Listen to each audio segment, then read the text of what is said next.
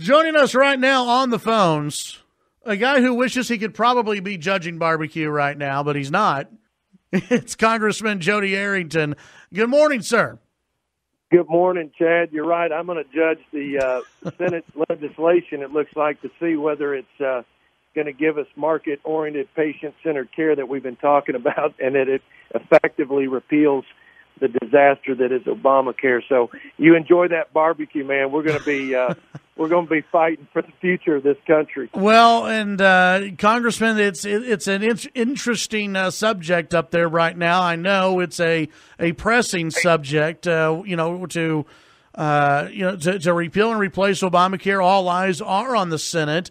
What do you know so far about this Graham Cassidy bill? And then we'll get into the chances of it passing. But what do people need to know about it from what you know so far? I think the first thing folks need to know is that they didn't just give up. We put pressure on. I sent a letter with 15 other members, freshmen, to say, do what you promised the American people you do, Mr. Leader, and fellow colleagues in the Senate, and get this thing over the finish line. So I'm glad they're at least they haven't given up. And the core principles, some are in play, some I need to investigate further. Let's go through them. Repealing the mandates, that's key. Got to free up the market. You got to give freedom to the people, and that's number one. Number two, repealing taxes. They don't repeal all the taxes like we did in the House, so I want to look at that. I would repeal every tax, but I would negotiate ultimately to get something rather than nothing. So we'll look at that. I like that they keep the defunding of abortion providers. Do not use federal monies, Medicaid monies, to not just on abortion, but direct it to abortion providers. I think overwhelmingly Americans support that, and we need to put that in place. I think the Senate bill does that. They also grant flexibility to states through the block grant. What I'm concerned about is, are they reining in this explosive expansion of the entitlement program known as Medicaid? We need to fix it. I think the states having the autonomy to run it will improve that. But we, for example, have gone from 100% poverty and below before Obamacare to now people receiving Medicaid 400% poverty. And so it's expanded. I want to see work requirements for able-bodied people that receive federal assistance. I don't know that that's in there, and I'm going to be pushing for that. Visiting with Congressman Jodey Arrington here on the program, we're talking about the new plan in the U.S. Senate. As far as what you have heard, and I know that you and your colleagues are putting a lot of pressure on members of the U.S. Senate to get this passed. We already know Rand Paul is out. All eyes again are on John McCain, Lisa Murkowski, and Susan Collins, and I think there may be a few others. What have you heard? What's the latest? Is there a good chance this passes? Is there any chance that this passes? I think there's a good chance, Chad, and I think Murkowski's in play, and I think McCain is in play. He needs redemption, is what he needs, and so this is his opportunity to do the right thing and keep this repeal of Obamacare alive. It was the signature issue on the campaign trail for all of us Republicans, and it gets my back up real quick when I think about this actually us laying an egg and not doing something. I'm hopeful they're going to do it. I'm not letting up. That's why I sent the letter. That's why I'm going on national media, because I want my colleagues, every time they open the paper or look at the television, they see their colleagues in the House saying, finish what we started, do the right thing, help our president, and give relief to the middle class and working class people who are suffering under this top-down government-controlled health care. What do you think the reaction will be if the Senate does not pass? I mean, this is the last chance, right? I mean, as far as this year goes, this is the last chance. So what happens? What will the reaction be from voters going into next year? And I know it's something you have to be concerned about. And not just you, but I mean everybody, and really especially those members of the House. They're all running, and they've all told their constituents, we're going to repeal Obamacare. What will the reaction be if that is not done? I think you're going to. I think you'll have senators.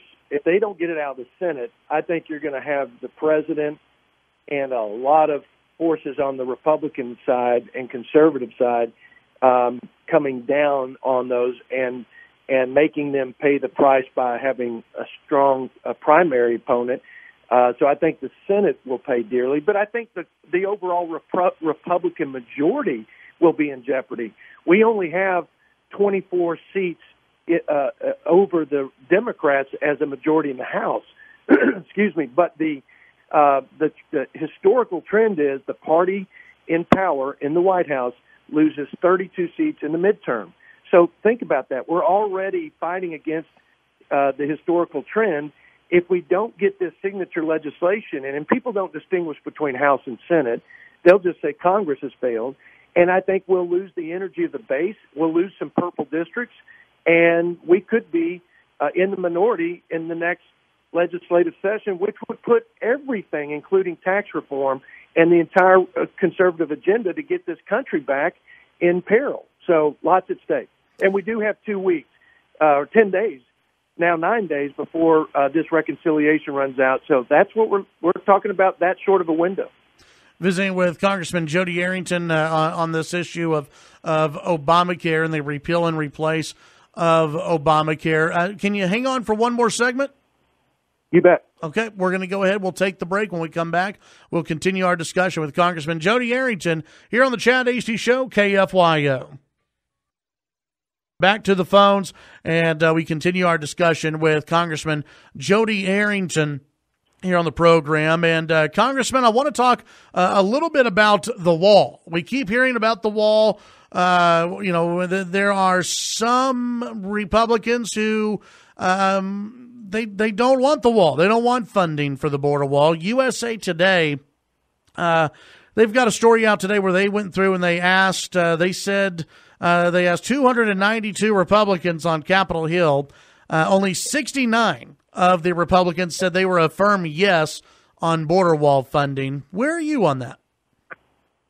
Well, if you go down to the border and you talk to the folks on the front line, those are the people I listen to and put the most credibility in terms of what our strategy ought to be. And to a person, they will tell you we need physical structures, physical barriers like fences and walls, especially around the population centers like Laredo when I was there.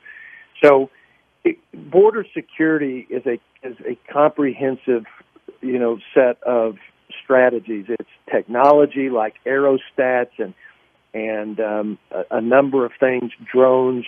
It's people. You got to be able to put hands on folks who come across. We are way below even the baseline for Border Patrol agents, and then you've got to turn off the magnets that are drawing people over here. I think most importantly, so it's an all the above strategy. But to suggest that you don't need a wall or a fence or some physical barrier in strategic places is just, it's wrong-headed, and it begs the question: would you take your fence down around your house? I don't think you would. Number one job is to secure our sovereign border and protect the American people. You're going to need physical barriers. I've passed a budget with my colleagues in the House and appropriations that gave $1.6 billion to start that. And then I co-sponsored McCall's border security bill that puts $10 billion to continue that work. So, yes, that's a big part of the overall plan for securing our border and stopping illegal immigration. Do you think that it doesn't sound like all of your colleagues are on board yet with the idea of a wall. Do you think this is still something that is a long-term plan for the administration and a long-term plan that it has to be a long-term plan maybe for Congress to get the funding through for a wall? I think it will have to be a plan where you make progress on it. I don't know that we'll be able to negotiate, and it'll be interesting to see. I mean, we're not going to give up from the outset, but I think this president will take progress towards that goal. But again, this is about national security. So I put this at the highest on my list to do, and I know it's at the top of his list. But here's the thing, Chad, and I can appreciate this. Some folks are for border wall and a fence and physical barriers, but they want them in the places where they're most needed. And there are some places, and fiscal conservatives, fiscal hawks, would say, why do we need a wall out in the middle of the desert or in the mountains? And when we can have technology that not only would prevent folks, but would actually see movement long before they get close to the border. So there's an intelligent aspect to that virtual infrastructure. So I think that's smart. I think we just need to do all of it. I don't think it's one over the other. So most of my Republican colleagues, they want some physical barrier. They just want it in the places that makes the most sense. And I think the Border Patrol, if you talk to them, they'd say the same thing. Visiting with Congressman Jodey Arrington. Congressman, let's talk about the Dreamers, DACA. I know we talked about this, I think it was a couple of weeks ago, when the president first, I guess, announced the administration announced they were rescinding DACA, giving Congress some time to actually make a law, which I think you and I agree that's exactly how immigration should be done. It should be done through Congress and not through some executive order. There was news last week that maybe there was an agreement on a plan for a deal between the Democrats and the president. What are we hearing these days on the Dreamers, and what do you think needs to happen? If you could write, I guess, the bill or the agreement, what would it look like for you? What it would look like for me is that we would not penalize in some way these kids who came over by no fault of their own. You cannot grant amnesty. That would create a perverse incentive for everyone to bring their family over here thinking that they would get citizenship. We can't grant amnesty, but we're not going to deport them. Let's first protect and do right by the American people and our children and families. The next, let's do right by those who are standing in line and who are waiting and going through the legal channels. So I would not put these folks at the front of the line. I'd give them a temporary legal status. I'd have them earn their permanent residence or their citizenship. They'd have to get in line like everyone else. They need to work. They need to be in school or in the military. But I think that's the compassionate thing to do for everyone involved, not just for those kids who are DACA recipients. So I think we can move forward on this. This is a problem because our last president encouraged lawlessness, and he didn't respect the laws on the books and, in fact, circumvented them. Now we've got this unintended consequence with all these kids who are now young adults and integrated into our community and our economy. We're not going to rip them out of here. We're going to take care of them, but they're going to have to earn it, and they're not going to vote, and they're going to have to earn that citizenship or that permanent residence, and they're going to do it from the back of the line because we're not going to reward bad behavior. And I'm talking about the behavior of their parents for coming here and breaking the law. Right. So when you talk about no amnesty, it's not necessarily that we're going to make the kids, or the DACA recipients, they're not going to pay a fine, but they have to go to the back of the line, and that is a punishment of some form, right? Yeah, I mean, the parents are a different matter in terms of fining and deporting, but the kids, I think that the sort of consequence, if you will, and it's really more of a defensive measure. It's to not signal to the rest of the global market in South America and Central America that we will give you a better deal if you come over here illegally. Yeah. So that's why you have to put them at the back of the line. It's more about not creating a moral hazard over this deal. We want these kids to be productive long-term citizens and avail themselves of the American dream, but we need to respect rule of law, so you've got to work all that in together. Does there have to be a line drawn as well that says, as of October 1st, if you were not in the country, whatever the date may be, should there be a cutoff date for DACA recipients? Because, I mean, if we just have this open-ended, then we're not turning off one of those spigots for illegal immigration, right? Absolutely. You've got the line that, where it was drawn when DACA was enacted. It was when he tried to expand it that the courts put a stay on it. So, yes, we've got to deal with these 800. That's it. From that point forward, what I hope to get out of this by negotiating in a bipartisan way is let's take care of this situation and these DACA recipients, but let's get everything we can to finally secure the border with all the tools and technology and resources, and let's turn off the magnets that are drawing them over here. And then once and for all, let's get a line and let's get a process of legal immigration that works. By the way, I think there are places we've got to fix on that side.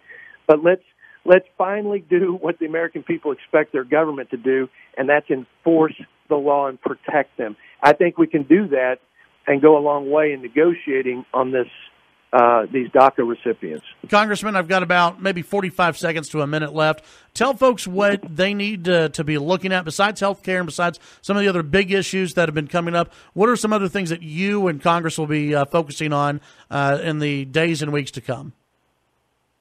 Well, the budget is critical because we have appropriated in regular order for the first time, Chad, in 14 years. And these are Republican appropriation bills. They were appropriated according to our budget framework, but we've still got to pass it. And and the sidecar of the budget is tax reform. And it also has deficit reduction, $200 billion in cuts of mandatory spending. Haven't seen that in over 20 years. So that's what they should look for. We've got to get that passed out of the House, get it to the president, and get this country moving forward. Congressman, as always, we appreciate you visiting with us, and we'll talk again very soon. Always good to be with you. God bless West Texas. That's Congressman Jodey Arrington.